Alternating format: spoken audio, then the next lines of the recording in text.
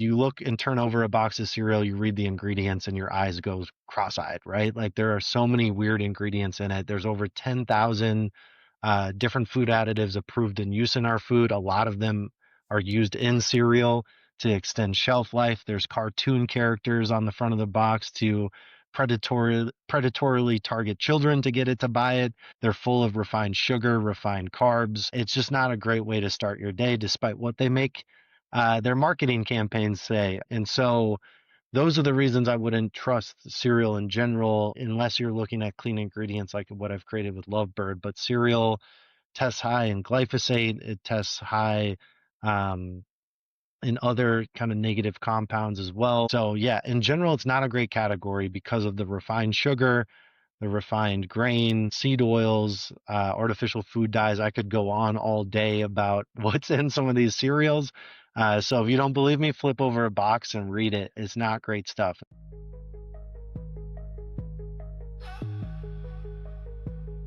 You are listening to Dedicated Joe, the new dad's guide on the upending and transformational experience of becoming a father. Cereal is the number one breakfast for kids. 90% of households eat it every week. The problem is, most of it is filled with junk. My guest today is a dear friend and fellow entrepreneur, Parker Brooks. He's the father of two kids, ages 6 and 4. And after becoming a dad, he left his career in big food to reimagine cereal with real food, clean ingredients. No toxins, no tricks. In the process, he became a fierce expert on toxins in our food and how to prevent them. In this episode, we talk about what is really hiding in our food. Heavy metals, PFAS, microplastics, glyphosate, and a lot of fairly simple tactics you can use to avoid them. We've personally implemented all of his strategies in our home. Parker also shares about how he built Lovebird cereal to give families a clean and whole food breakfast option. So if you've ever looked at the back of a food label and wondered, is this safe for my kids? This episode is for you. Parker, great to have you here, man. Yeah, happy to be here. Thank you for having me. It's so funny. I think we met, we're both food entrepreneurs, and I'm sure that's how we met. Do we meet because we shared a factory? Is that how Yes, we met? we bumped into each other at a co-manufacturer. I had to Yes. say hi. I was a big fan of the brand, and I was like, I think that's Joe and Serenity. I got to go say hi. Funny, we're celebrities. So yeah, we our puff product is made in a similar way as your cereal. They're both extruded is the technical term. And there's not very many people who extrude, especially grain-free, healthy products like ours. So it was really fun meeting you and then watching your incredible health journey with your family and with seeing your products explode. And then our daughter loves them. So just, really excited to have you on to talk about where those came from and your advocacy for reducing toxins in our bodies, especially our kids' bodies. Yeah, absolutely. So I brought this Della's favorite flavor, the honey cereal. How did this come to be? How did you come to become a cereal maker? Yeah, since a young age, I always aspired to be a cereal maker, eating cereal in the morning. I was like, I think I could do this someday. But the more immediate journey, I used to work at a big food company called General Mills, and was on my own food as medicine health journey and was trying to create some change within that because, hey, what better opportunity to drive change at scale than a company like that? It sort of became apparent that's not part of their playbook, right? They have their mass produced products that are, we can talk about later, that they're sort of tied to. And so when my daughter was born, that kind of lit a fire for me personally, obviously, but also professionally, about what I wanted to do next. And that was sort of what I call my Jerry Maguire moment, grab the goldfish, who's coming with me. So I left really with the mission of cleaning up junk food for kids. And then also I wanted a purpose component as well. And so overall, trying to elevate kids' wellness with some of the educational content I put out on Instagram. But we also donate 20% of our profit to fight childhood cancer, which is the number one cause of death by disease for kids and historically underfunded. So left there with the mission of cleaning up junk food and fighting childhood cancer. And then cereal just was an obvious first step. The categories filled with cartoon characters and just absolute subpar ingredients and just not a lot of great stuff in those boxes. And it's the number one breakfast for kids, which is kind of shocking, right? That's how a lot of kids start their day, then try to go learn at school. And you can just see how that cascades to a net negative impact on kids. And so that was kind of the quick story of how Lovebird became, really born out of the feeling of being a dad, as you can relate to, and how you feel like you want to provide love and protection. And I just channeled that through kind of my skill set of food, and making better quality options for families. Yeah, you got these kids on your package here. Yeah. Those are your Yeah. kids? Yeah, Yeah, it you put started 'em. with my daughter Yuki, and then I recently had to add Robbie, my son, to the back of the box to avoid any future family therapy that might come from not being on the box. So we're all on there now. That's amazing. And what made you wanna be a dad? That's a really interesting question. Like, I think my dad was always an awesome person in my life and still is. And I think it was always one of those things like, hey, I want to be a dad. I didn't know quite what that meant, right? I don't know if anybody truly does until you go through it and have that little baby in your hands. And then as they grow, and my daughter's now 6 and my son's now 4. So we're still early on the journey, but it's so much fun. So I've always wanted to be one. And then once I became one, it was honestly the most fulfilling thing I've ever done. I think you get to relive some of your childhood through your kids. You get to, parent this amazing little person or little people. And it's so much fun. It's very fulfilling. It's a piece of me, for at least for me, that was unlocked becoming a dad. And this understanding of health and nutrition and toxins, did you always have that? Like, did you have that going into pregnancy and birth and all that, or is that newer? I would say I was early on my like toxic journey, low toxic journey. I think it's obviously amped up since then. I think there was a lot pre childbirth and while my wife was pregnant about having nourishing foods and the right supplements and things like that. But I think once our daughter came into the world, it was much more of a, let's get air doctors in the room. Let's, make sure we have the right water, the right baby supplies. And I think a lot of people go through that because you have this precious little thing, this precious little human, and you want to protect it, right? And I think for better or worse, oftentimes worse, our food and overall environment, like water, air quality, certain materials used in baby products, it's not great, right? And that's why you've created Serenity Kids as well. And I think it's on parents. I think I saw a saying somewhere where it was like, pissed off parents are going to save our kids' health. And like, I truly believe that. Like, it's not going to come from any sort of government promise or corporate promise. It's grassroots. It's parents making decisions and what other people call voting with their dollar, and being educated to vote with their dollar, but then voting with their dollar to drive real change. And so it was a journey for us, and it's still a journey, right? I think I joke there's stages of, ignorant bliss to, oh, like maybe I should go gluten free or swap out plastic for glass, to everything's toxic. Why is everyone trying to kill me? And then you find a balance, right? Because sometimes the getting too deep on the low toxic end in and of itself is toxic because that's all you're thinking of all the time. So with Lovebird specifically, I try to do all that worrying for a parent. We third party test for everything, and make sure whatever's in the box is the best quality, and nutrient positive for your kids. Same with Serenity Kids. That's exactly our pitch with our baby food is you can buy it. You don't have to research it super heavily. You don't have to read every ingredient. You don't have to, test it yourself. You can trust that it's been tested, that the ingredients are the highest quality, that it's the right macronutrient balance, and try to one less thing to worry about, I think, is because like you said, there's so much worrying. Yeah, and there's a lot of stuff we have to worry about that I wish we didn't, but such is life. Yeah. How do you personally, knowing what you know of what all's in the food system and also having children and not being able to control every single thing they eat, how do you balance that fear versus caution? Cool. It makes for interesting sporting events. I think I volunteer to bring snacks more than any other parent. But I mean, some of the things people bring, I'm like, we're still like drinking Capri Suns and eating Cheez-Its and goldfish. I'm just like, come on, let's do a little bit better for our kids, especially after exercising, right? And when your body needs some of those to repair muscles and things like that. So, I try to keep a clean home. I think that's the one thing you can control the most, right? I think overall, like use glass whenever possible.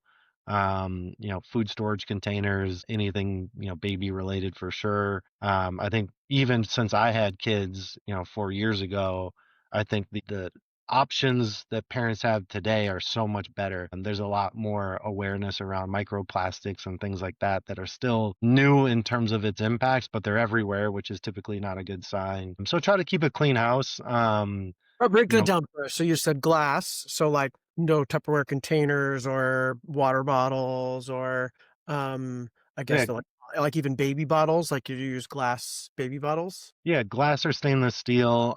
There's some things that you almost have to use plastic, and I just make sure we don't put it in the dishwasher, hand wash it, and then, not keep it for as long. I think people treat plastic like it's some sort of forever purchase, and it's not. Like as soon as it goes in the dishwasher, it starts breaking down because when exposed to heat, it releases some of that plastics, the nano and microplastics. And so I would say avoid plastic at all costs within your kitchen, whether that's kitchen utensils, whether that's baby bottles, whether that's storage containers, whether that's water bottles. There's a plethora of stainless steel and glass options for all of those. So Um, ceramic, silicone. Kind yeah, I mean, those get a yes. I think stainless steel is still the gold standard, whether it's like cooking pans or whatever it may be, bamboo or wooden utensils.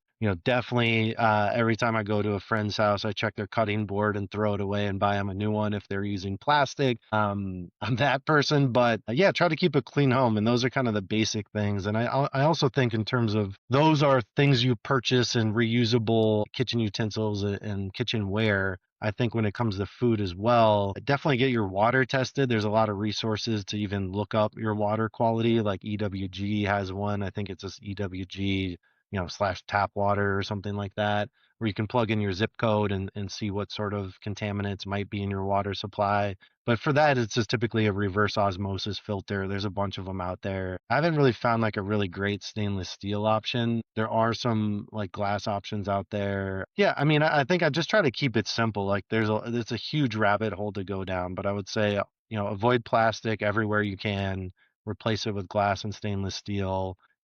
Be more mindful of your water, and I would definitely get a water filter. They're actually not that expensive, and it's totally worth it. Just a simple reverse osmosis water filter, which you can find anywhere. And then the food, right? I think I think there's been a lot of uh I guess the word that gets thrown around is like fear mongering around food. And I typically say if it's a whole food perimeter of the grocery store, you can't go wrong. So the people telling you out there that bananas are bad or strawberries have too much sugar, I just don't listen to that. I think if it's a whole food ingredient, you can't go wrong. And when it comes to packaged food and convenience foods, that's where you have to be extra careful because, as you know, there's a ton of processing aids. There's a ton of things that go in those products to extend shelf life. And I think some of that's even creeping into produce a little bit, but we won't go down that rabbit hole. But just convenient foods, I look for organic, I look for whole food ingredients.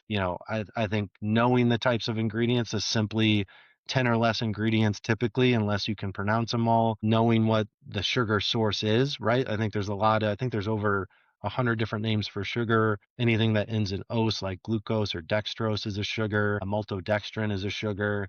And these are highly processed sugars. Try to avoid those natural sweeteners like we use in Lovebird, like honey, maple syrup, coconut sugar. Those things I typically try to screen for. But yeah, it's an interesting world. I mean, if people want to learn more, they can follow along. Eat Lovebird. I put out a ton of content to help people kind of navigate those things. ton of content. You have some really great buyer's guides. Anytime I need a new appliance, I go to your Instagram. I just bought a waffle maker, for instance. Nice. There's like, what is it, PFAS that's inside a lot of those appliances? Yeah, I mean, Tell us what PFASs are. yeah, those are essentially forever chemicals that are in these products, typically from different sources, but What is forever chemical? What's that mean? they're chemicals and products that just they're not naturally processed by your body, so they just exist in nature and in your body pretty much forever, right? There's some ways you can potentially get them out of your body. Some people think like sweating or donating blood, but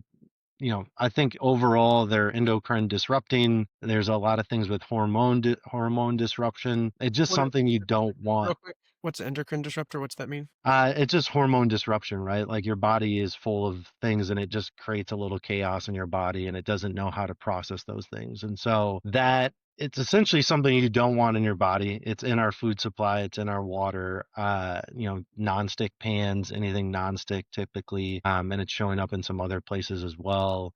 At the Uh, risk of plastics, why you say no plastic or dishwasher, is there's that some in plastics depending on how it's treated, but typically that's like micro and nanoplastics that break down there, which are equally, it's a little bit early on in terms of the true negative effects of microplastics, but it's just not good, the amount that we're consuming and the fact that our body can't really process it. And so it's a little bit more front end, right? are they a forever chemical, microplastics? No. Okay, so microplastics are not, they're just not good for you. The forever chemicals are like PFAS? Yep. Is that an acronym? Yeah, I forget. It's some hard to pronounce Who thing like polyfluoral okay. alkyl. So all the hype around PFAS is like, and is it only from plastics or PFAS from lots of different, there's like petroleum products in general? I mean, there's synthetic chemicals, they're man-made, they're designed to repel grease or water or stains. So people will find them on nonstick pans, like fast food wrappers have them as well. So any sort of takeout container, typically if you open up the box, unless it's plastic, if you open up a box and the inside's kind of like shiny or glossy, yeah, like that's what's keeping it. Yeah, yeah. So there's an interesting study, I think it was like plasticlist.org, where a group of people tested a bunch of different things for microplastics and plasticizers. And that was one of the things that popped, like takeout food actually had a meaningful more amount of those forever chemicals and plasticizers as well. So yeah, I mean, I don't mean to get too academic with it. I think So they're bring just my own container to Chick-fil-A and be like, we just put the grilled nuggets in my little probably stainless. don't go to Chick-fil-A, but but yeah, I mean, I think it's like, and I would take a step back, right? Like, I think especially new parents, there's a lot of things to worry about, and at sometimes it's overwhelming. You don't know what to do. I would pick my spots, and that's why I was saying like just start it with a clean home, right? Like make sure the stuff in your home where you spend most of your time and eat most of your meals, like that's a clean, low toxic environment. Like if you go out, we joked about the sporting events with the snacks that different parents bring. And, it used to bother me a lot more. And now, I either bring a swap, or, once in a while, I'm just like, all right, like whatever. I'm not fighting that battle today. And so there's just a lot of a mental burden with it. So I try not to overcomplicate it for people. I think it's just keep a clean home, do what you can outside of the home. And I think obviously having my daughter enter like the K through 12 system for kindergarten recently was like an eye opener in terms of what they're serving there. And we're trying to help out with some of that. But I don't know. There's a lot you can control. There's a lot that you can't control. So just knowing the difference and making sure you're doing the best that you can with the things that you can control. Yeah, the what do you have in the house makes so much sense because it's like that's like every day, day in, day out, that level of exposure so much higher. And a lot of it's like set it and forget it. Buy the glass stuff, go buy the appliance based off your PFAS free testing list, and then never worry about that. And then if you're out and you get a little bit of Chick-fil-A, you're hearing my guilty pleasure here. It's not as bad like or they're at the sporting event and they get the goldfish or Yeah, I the think a squid. lot of people think about it as like 80-20, 90-10, and I think historically people have do a bad job of truly estimating that, right? Like, but I think as long as the intent there is like you're good. Like I think, we didn't get into the statistics of like, what America's health looks like these days, but it's like, one out of two people have a chronic health disease. I think something came out recently that about 30% of preteens have pre-diabetes. About 60 to 70% of our overall diet is from ultra processed food. And I think a lot of that is people who are drinking sodas very frequently, full sugar sodas. They're eating fast food a lot. Like their 80-20 is flipped, where they're maybe 20% of the time eating real food and 80% of the time eating the not so great stuff, or not aware of their water quality, not aware of certain toxic utensils or kitchenware or baby, um, you know, different products in their house. So I think I sum it up as this: it's overwhelming. If you're worried about it, you're already ahead of most. And if you're making good swaps, you're already ahead of most. And perfection is not possible, especially in today's environment. I think there's some people out there that think it is, and it's not possible. I mean, having made food, having worked at a big food company, having dived deep into the toxic, low toxic world, I think some people chase that perfection, but it's not possible. But you should still try to do the best you can. But also, as you said, give yourself grace. Like nobody's perfect. We have I mean, our livers are pretty awesome. Yep. I'm pretty impressed with the human body's ability to detoxify. I mean, look at how we ate.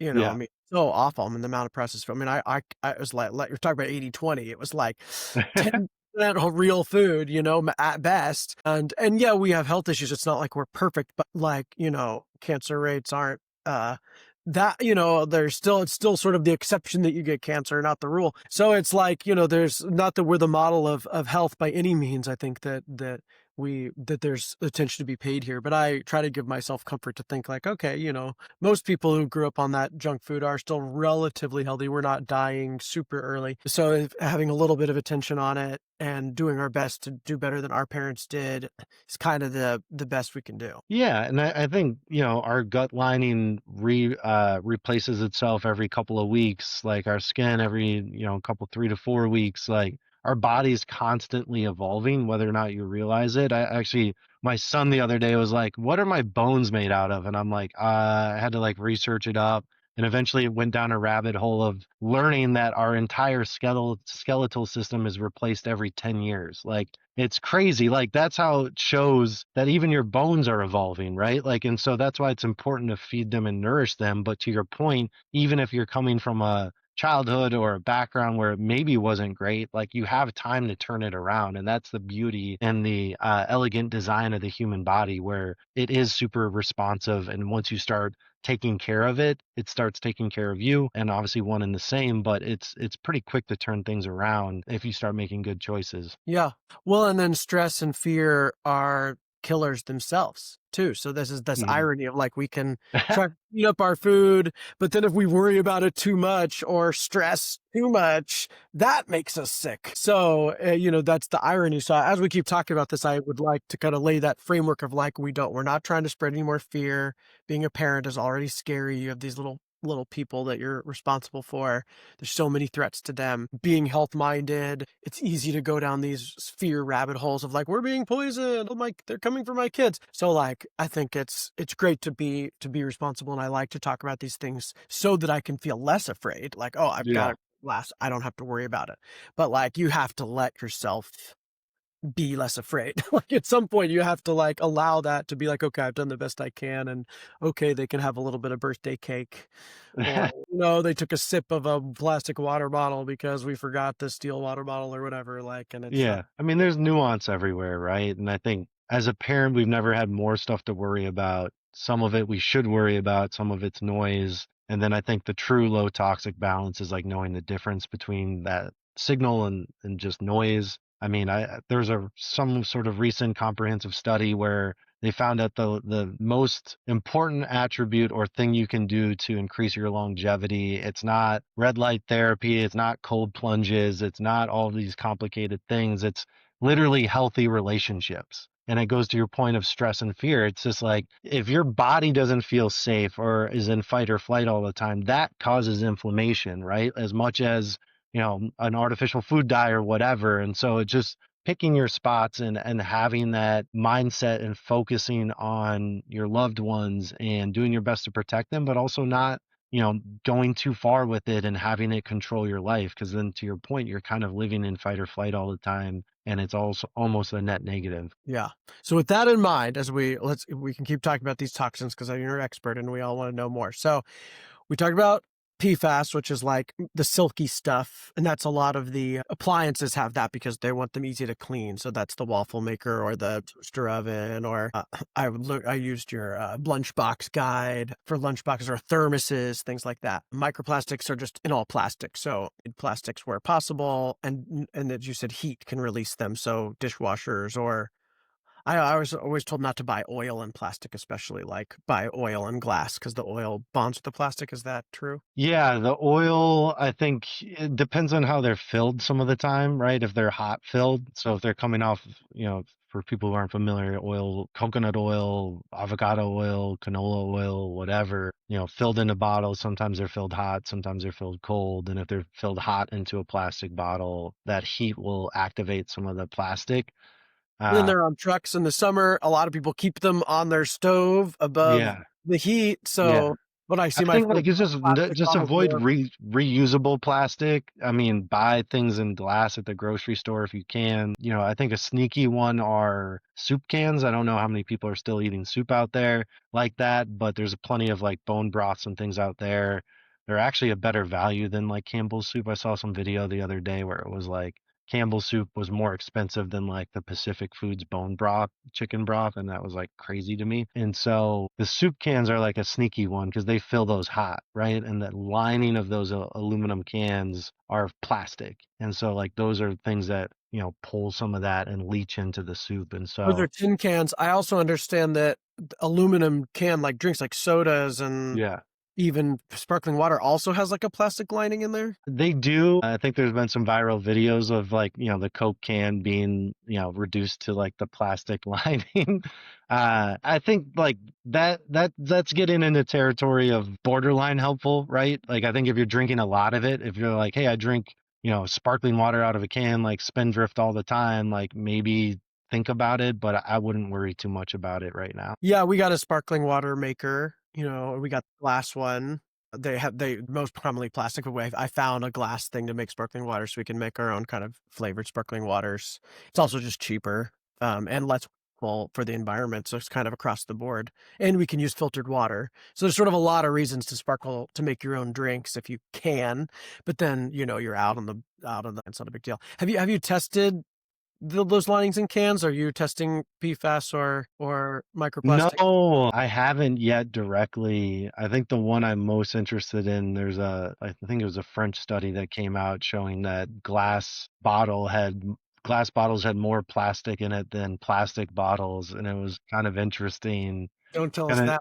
yeah, because it kind of flipped everything on its head. But like I said, there's always nuance, right? There's the snappy headline that says that glass bottles have more plastics in it than plastic bottles, but the From the only plastic industry just to mess with your head. yeah. You never know But if what's you in look at the study, it was like there was some plastic off of the caps of the glass bottles that were getting into it, and they only tested for larger size particles of plastic, not nanoplastics that would be more prevalent in plastic.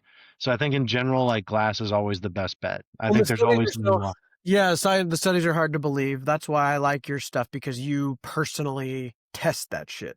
Mhm. Like, you're sending it to labs, right? And they're testing for various things, including PFAS. So your guides where you personally tested it wasn't like some study funded by whoever. Yeah, so that's awesome. Let's talk about heavy metals. Yeah, let's do it. What Yeah, about tell us, like, what are they? Where are they a risk? How do you avoid them? Yeah, so at a high level, heavy metals, some are naturally occurring, some are a part of, our agricultural system. Typically the top four: lead, arsenic, mercury. Why am I forgetting the other one? So, Cadmium. yeah, Yes, cadmium. nobody knows what it is, that's why.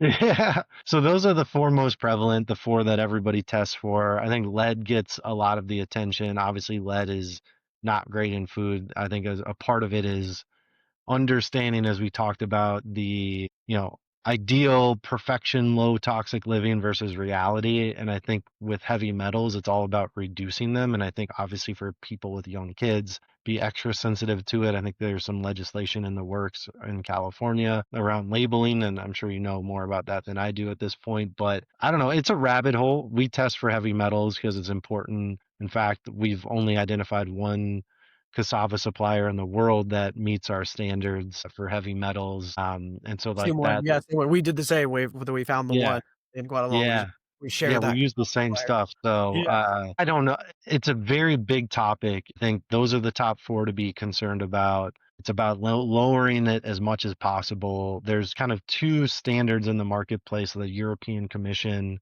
and Prop 65. European Commission obviously is a Europe limit of heavy metals in food. Prop 65 is a California limit for heavy metals in food. So for all intents and purposes, the strictest European standard and then the strictest American standard. And There's a so we very, adhere. very big difference between them, by the way. Like the California standard's a lot looser than the European standard.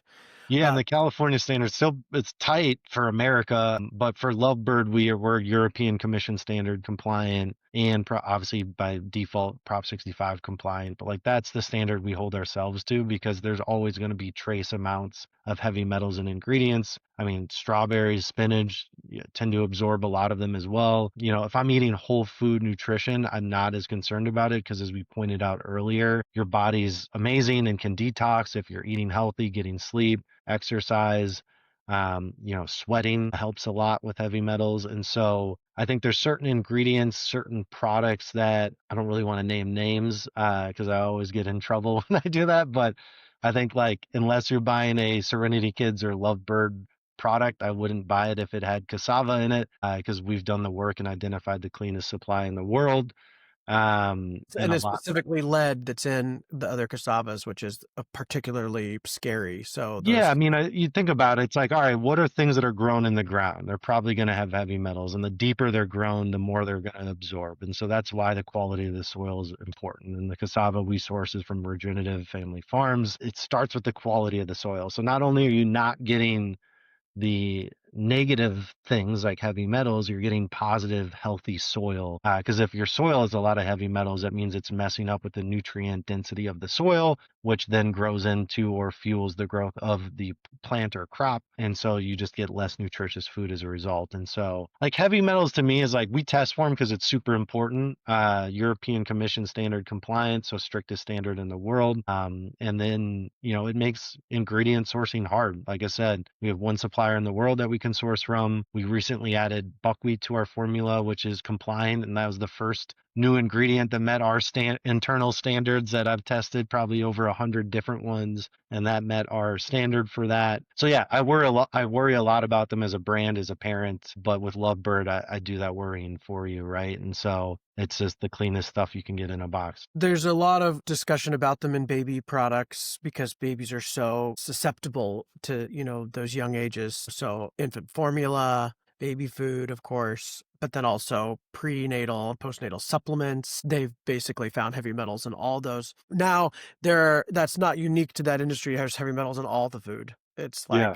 It's just decades of pollution. Some are natural, like you said, but a lot of it's from, lead-based fertilizers and pesticides and leaded gasoline and all these different, just decades and decades of runoff into the water supply, into the soil. And that gets into our food, particularly food grown in the ground. So it's more risk, those root vegetables and things that are sitting in it like that. But you find traces of it in all different products. And there's been a lot of controversy around it in baby food because, of course, babies are so susceptible. So we do finally have a federal standard for lead on baby food that was just released. That's actually better than the European standard. So Great. it's even better than Europe's. Yeah. So, but it's only for baby food. It doesn't apply to snacks and things like that yet. But we hold our products to the European standards where there is no US standard. So like we follow you. But I think there's this, as far as being able to find how to shop for how to reduce the heavy metal load.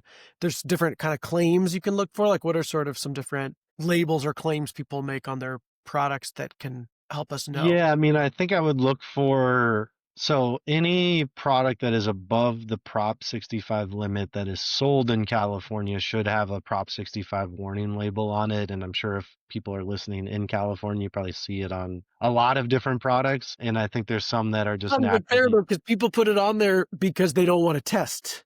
Yeah, So you can just you can put the Prop 65 warning on there. It doesn't actually mean it is above it. yeah. But I guess to your point, it means that they don't test and show that they're lower. Yeah, I So mean, it's like a legal defense, right? There's a bunch of people out there suing people because of yes. it. I think, I typically, for me, honestly, as a shopper, I prioritize the positive ingredients of something, right? Like if I know it's a root vegetable, I'll ask questions, or if I know it's something that is typically higher in heavy metals, like I'll buy organic or I'll do something that helps reduce the potential of it being high in heavy metals, asking where it's farmed, right?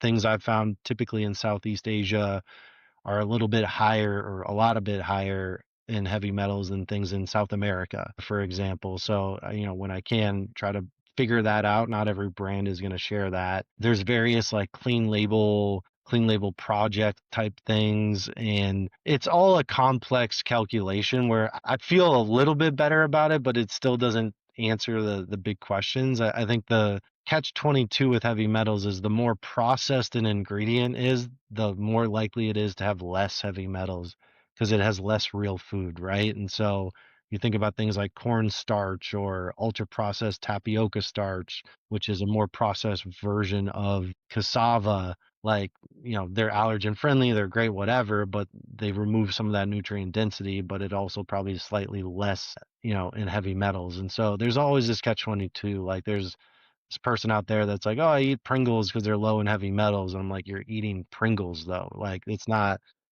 food. It's not food. It's like fun. It's like pleasure. It's not nutrition. Yeah, it's junk, Um, it's so candy like, or treat. yeah, so that's the questions you really have to ask when you go down that rabbit hole is like, oh, am I gonna just start eating processed food exclusively, um, Yeah. with ultra That's what processed? you're saying is processed foods are naturally lower in heavy metals, but they're also lower in nutrition and full of these other toxins we were talking about before and hard to digest. And so, Yeah, and I think even like processed food, it's like everything's processed. So there's like now ultra processed food, which tries to get at it. And I still think that's not like, to me, it's like ultra processed ingredients, right? Like a food is its ingredients, especially when you think of packaged food. So, just because something might be processed like a cereal or a puff, it's like, well, if you're using good ingredients, it's better than something that's using ultra processed ingredients, but it's like fake cheese or something like that, or fake meat. And so it's just like we've been talking about this whole time, there's nuance to everything. And so I personally look for clean ingredients that I can pronounce, less than 10, and just be mindful of things that might be higher in heavy metals and buy organic when I can. the cool thing about heavy metals is they're not forever chemicals. We can process them out. I was 99% lead toxic when I did my first heavy metal test. Wow. Yeah, and heavy metal testing is actually a really important process in any health challenge. Like if you or your child's having kind of those chronic health issues that you can't figure out, those like unknown things like migraines or IBS or these things that are like that we don't know what are causing them. Or autism was a big one. I'm autistic, and a lot of autistic people don't detox very well. Like we are slower to detox, and so we're more susceptible to heavy metal poisoning.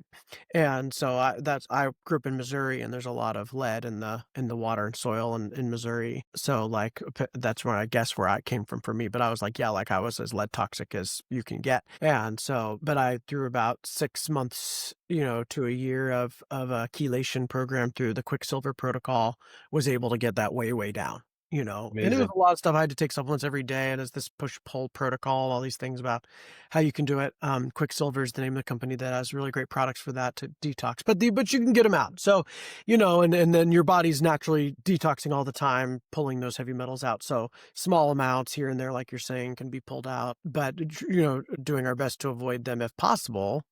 Whole foods, are always better, even if they might be a higher risk. But with processed foods or with grocery store foods, there are a few things I think we can look for.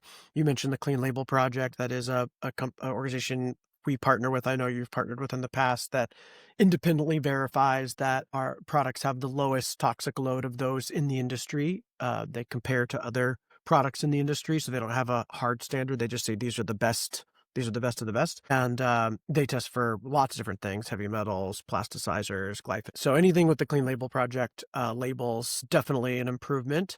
I know you say your third-party tested is the claim you're using here. And I think that's a cool one, because it says you're tested. It doesn't necessarily say what's in it or not. But if you put it on there as tested, like you're saying, like, I have a standard and I'm holding my products to a standard, and it's really hard for people to know what the numbers are. So we also don't share a lot of numbers around what is your standard? How much lead is in your products? How much, we don't share just because it's so confusing. It's like people'd like to think there isn't any, and if that's not possible. And so we say there's, like 3 parts per billion, or we say there's 50 parts per billion. Neither of those are actually that high a number, compared to the thousands of parts per billion. Like, but it's hard to know and it's really confusing. So I think the third part, anybody who just says they test for heavy metals, they say they test for glyphosate, they say they test for plasticizers. To me, that's like that's all I need to hear. Like if you're testing, you know what's in it, you're now liable for if I find something in it because you said you tested for it. And so I think that's a good way to know. Yeah, I mean, I think it just, we have a ton of different claims on the front, right? Like organic, gluten-free, non-GMO, glyphosate-free, third-party tested. I Got mean, two more. Just so uh, you know what's on your package. Yeah, no seed oils no refined and no sugar. refined sugar. You got it. Yeah, there Yeah. you go. Still got it. Like, I think doing the work and finding brands you trust is important, right? And I think I created Lovebird and you created Serenity Kids, right? Like, you serve it to your family. And I'm coming at it from a point of view as a dad that, hey, I want to serve the best, most clean ingredient foods to my kids. And I've identified that cereal is pretty bad in general. And I wanted to make the best version of it. And I think there's a lot of companies out there that I'm not as worried about the big companies because they'll list everything on their box, right? Like they don't want to get sued, so they'll list, contains bioengineered ingredients. Like they'll do everything, every cross contact allergen. I think there's a lot of like fake health brands out there that romance ingredients and do things that are like just a little like odd. And so I think finding brands you trust is super important that have done the testing and hold themselves to a different standard. Because as we just walked through, right, Prop 65 is a more loose standard than the European Commission standard. Now we have this, national standard for lead in baby products, which is great. I would challenge part of that process too is to push more on agriculture and our industrial farming and clean that up because that's how we really solve heavy metals in food, not necessarily doing it from a ground level up or ground level out. So yeah, it's just hard. I look at everything with I mean, I probably spend 2 hours in the grocery store, right? Like I like once I find something I like, then I just buy it and not look at it. But I always like checking out new things, and it's just interesting to see what some people do out there. Like something I've seen, it just once you're in the industry, you kind of can like pick it out pretty easily, and it's just funny what some brands do. But Yeah. Serenity does that too. She loves spending hours in the grocery store, but it's fun. She's having fun. She's not worrying, like, yeah. looking for the needle in the haystack. Like she's curious. Oh, what's this? What's this made out of? What's this new thing? What's this flavor profile? So you got to Yeah, I have fun. mean, I look at like like how far our food has changed is like even a generation ago, like your grandma's bread used to have like four ingredients and now it's, close to 30, right? There's 10,000 different food additives that have been GRAS approved or generally regarded as safe in our food system. Half of those are synthetic or man-made additives, right? And glyphosate, as we mentioned before, 80% of the food has some sort of detectable amount of glyphosate, and we're glyphosate non-detect, right? To ask you about that. Tell us about glyphosate. It's a pesticide used to essentially boost yield for farming, right? So to kill pests that will negatively impact yields. It's a harsh man-made chemical. It's the active compound in Roundup. That's a consumer product, weed killer. Um, Monsanto? yeah, Monsanto, now Bayer, I believe. But essentially it's designed to kill pests. And so if you're spraying food with it that then gets into a finished food item, like even I think if you were to take a step back, like the whole issue I have with a lot of these things is like, sure, in a vacuum, if you test it, it might not have a direct negative effect. It's not like a food allergy where if you're allergic to peanuts and you eat it, you're going to go into shock. But I think that exposure over time, your cumulative, what people call toxic load, will have ill effects. Like you said, even with lead, right? I'm sure if you visited Missouri and spent 3 days there versus lived there, there's a different impact of that, right?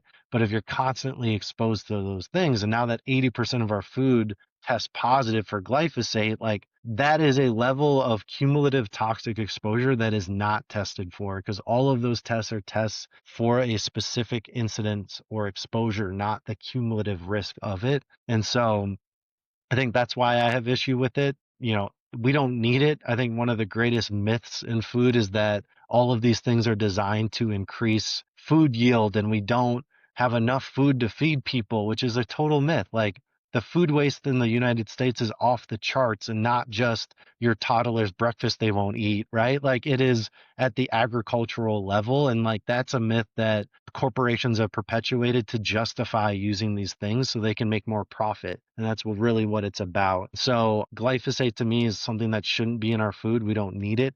We didn't have it, up until the 70s. It wasn't even a part of our food system. And now it's the top herbicide pesticide in the world and found in 80% of the food in the US. So Does buying organic mean there's no glyphosate in it? buying organic means that they cannot use glyphosate in the farming of the product. And I think that is the easiest level. Just like buy organic, you avoid it. Now, it doesn't necessarily mean that that product's been tested and has been verified at glyphosate free. And even the glyphosate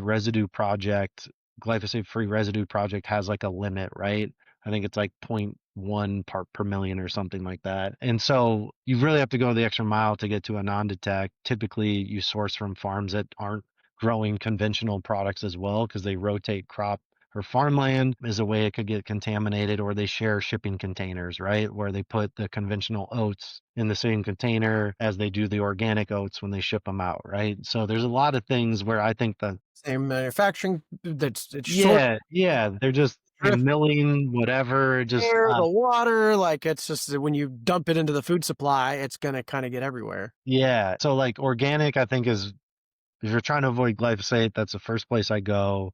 You can wash your fruit and that eliminates a lot of the surface level pesticides, which I recommend everybody do. There's a bunch of great recipes out there. If you just Google, produce wash, typically like a baking soda or vinegar, pretty quick to do and easy to remove. I think up to 99% of pesticides or something on most things. But organic ensures that it's not grown with it and it's not inside of it, which you can't really wash off. And then glyphosate residue free project is the next best that they've actually tested for it. And you can have a little bit more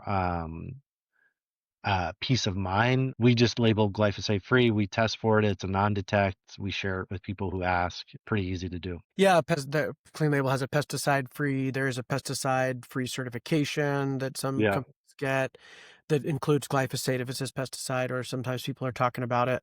Discussions about banning glyphosate at the federal level, that would be pretty amazing.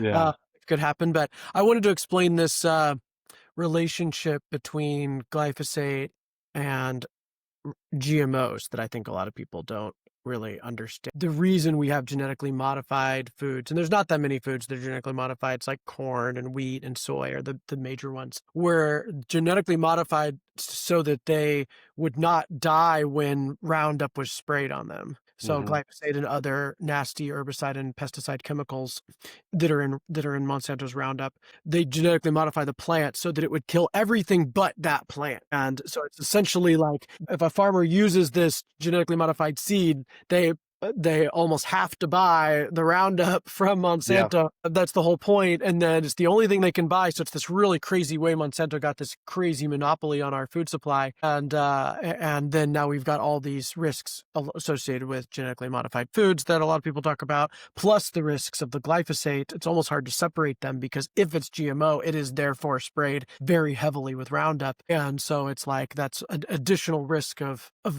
kind of those three crops. And I think there's a handful of others to learn about, but it's all very intertwined in the Monsanto. And I think that's like, and I'm sure as a consumer, as a person who shops for food for their family, and as a person who owns a healthy food brand, I'm overwhelmed by the certificates or certifications out there. There's one for everyone. Like people are asking me, why don't I have that? It's like, I just don't want to pay someone for testing I already do. Right? Like I don't need a third party for that. Like I'll share the test with you. So one, it's overwhelming, and non-GMO, like you're exactly right? Like GMO produce or GMO crops were created to increase yield and profit for farmers because they can withstand higher amounts of glyphosate and make it more efficient, right? And I think non-GMO, I forget when exactly it like kind of became super popular. Maybe it was like early 2000s.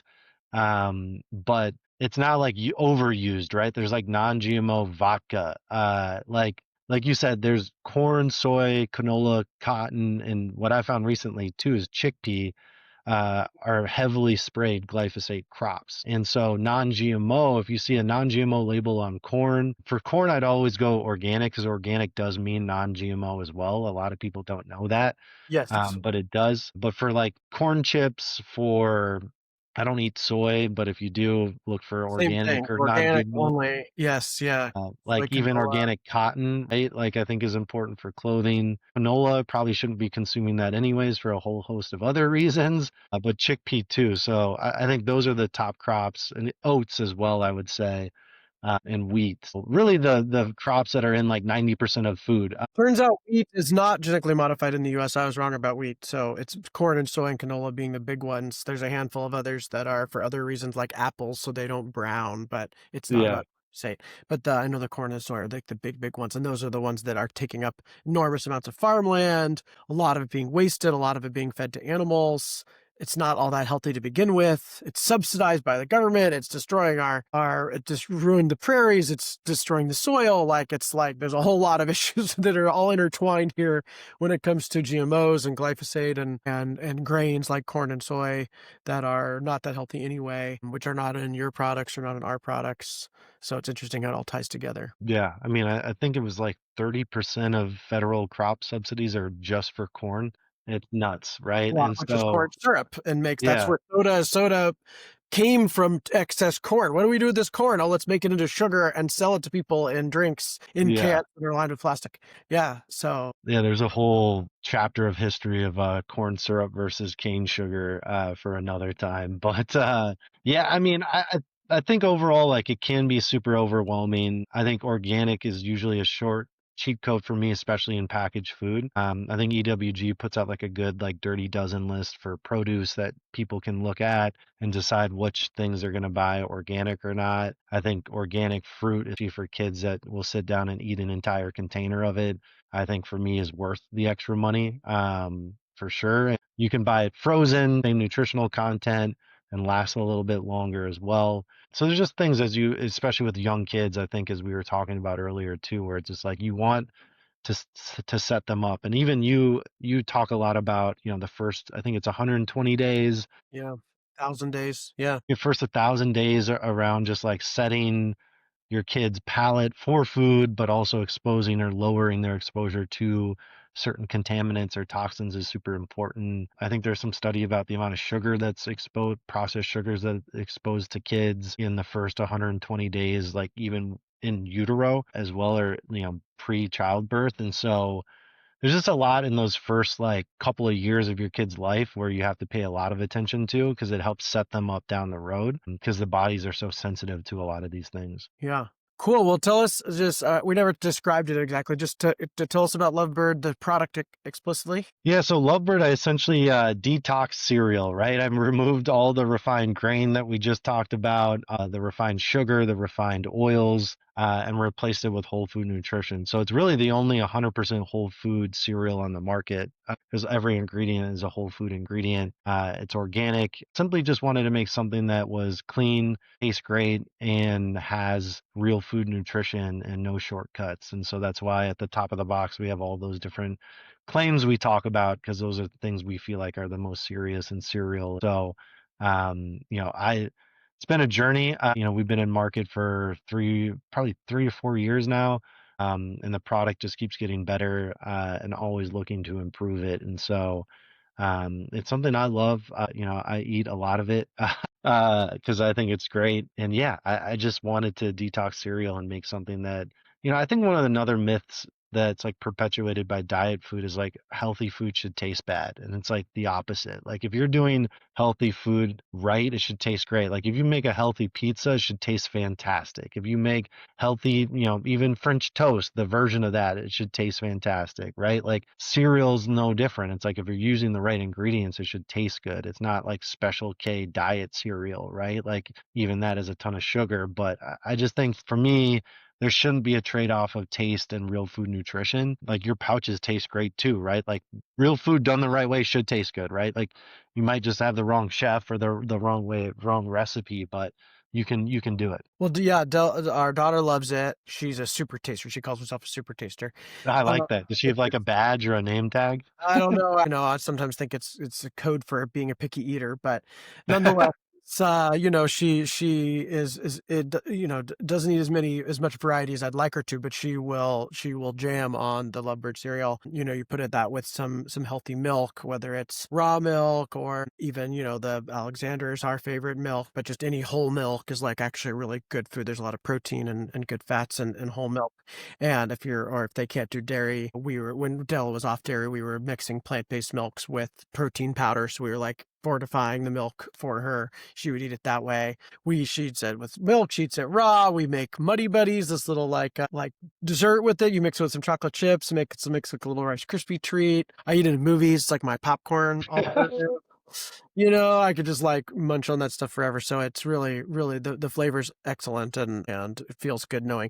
You said it's the only cereal that's all natural ingredients. I know there are a variety of other kind of better for you cereals out there, various claims, lower sugar, protein fortified, etc. You're saying that all those cereals have some kind of Oh, non-natural thing in them? they have some sort of ultra processed ingredient, right? Like whether it's a more ultra processed version of cassava or using alkalized cocoa versus natural cocoa. I think I just take ingredients very seriously because it's something I eat, right? Like I liken it to most big food or most food companies that are just in it to make a profit, they'd invite you over for let's make it easy, like a pasta dinner, right? And they would cut the pasta in half, water down the sauce, serve you a quarter portion, and sprinkle something on it to make it taste good. That's probably not good for you, right? Like I want to make sure that when you come to my table, and that's how I view the ingredients that I put in the box, like if I had you over for breakfast,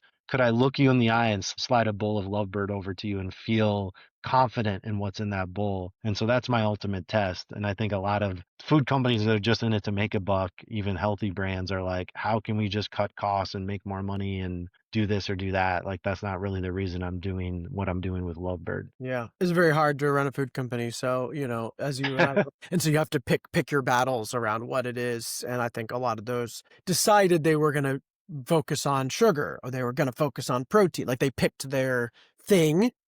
And for you focused on almost all of them, mostly focused on, but I think you focus on whole foods and toxins. Like that's like your thing. So if whole food ingredients and toxicity is your jam, then Lovebird is real for you. Where can people find it? Whole Foods across the country, Sprouts, are probably the top places you can find us. Sometimes at Costco, follow me on Eat Love Bird for all the educational stuff, but also, next time we have a Costco rotation, because I think those are a great way to provide more value to people.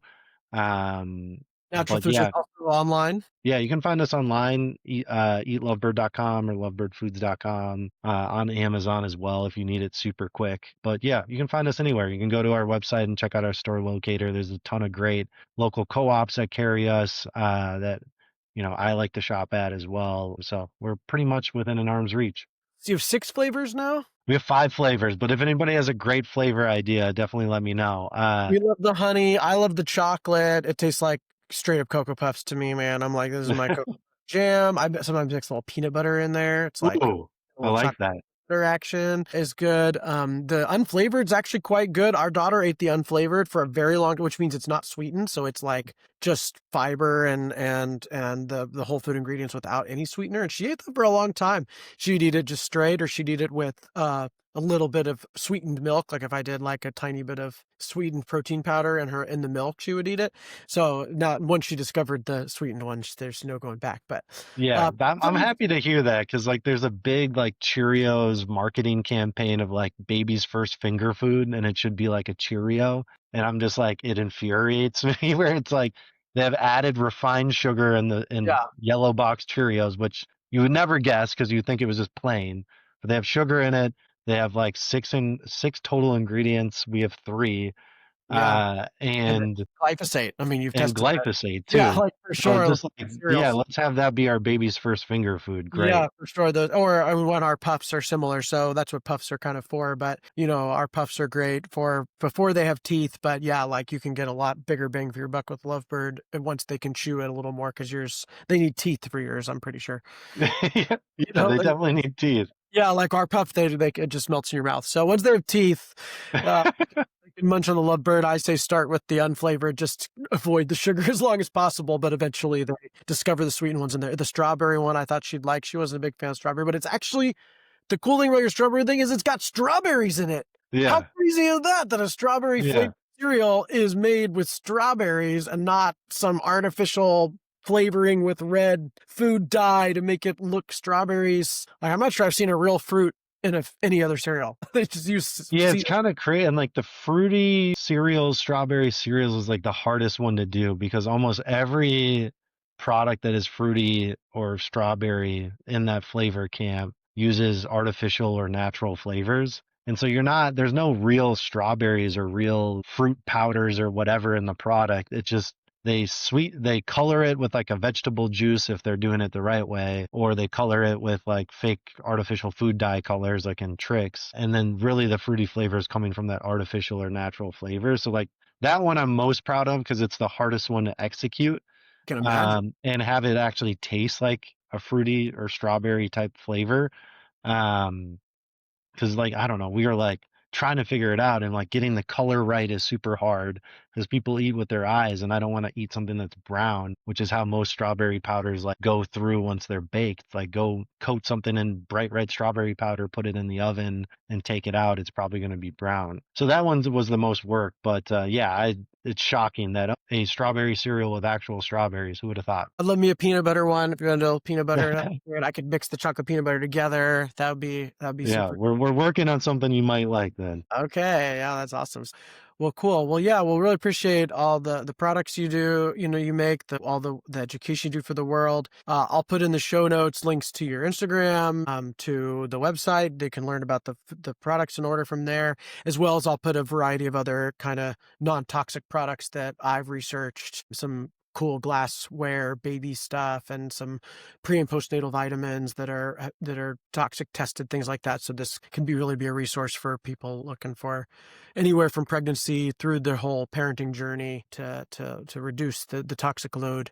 Can't eliminate it, but we can reduce it. So appreciate having you on. Thanks so much. Can't wait to taste that next product. Yeah, thank you for having me.